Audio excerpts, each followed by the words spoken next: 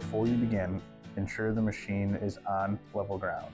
The camera number should be visible on a majority of the camera brackets. The left boom has camera 1 on the breakaway through 16 on the inside.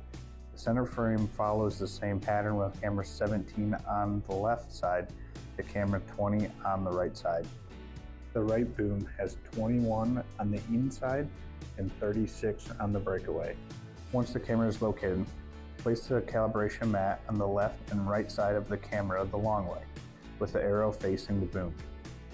The boom should be set to 20 inches or 0.5 meters high. Both mats should be placed roughly 1 foot from the boom or 0.3 meters, and roughly 1 foot apart or 0.3 meters apart. Verify mats are in view by selecting the image processor for the camera being calibrated. Scroll until the desired camera is found and select it.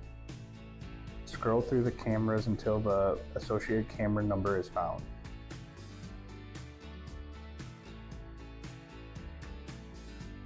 Select the image on the screen. Notice the blue number at the bottom of the screen. These are your yaw, pitch, and roll values. These values should not be more than plus or minus 3 degrees.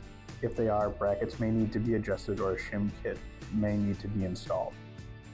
Go back to the home screen. Go to the main menu, then calibrations and procedures. Go to the boom and select See Spray camera calibration.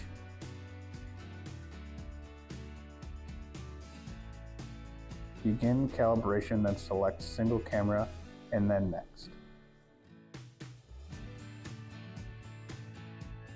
Select the same image processor as we did earlier when checking the camera image.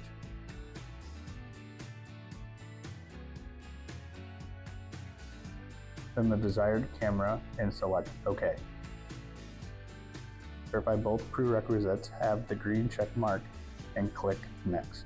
Calibration will begin and may take a couple of minutes. Finally, save the calibration to complete.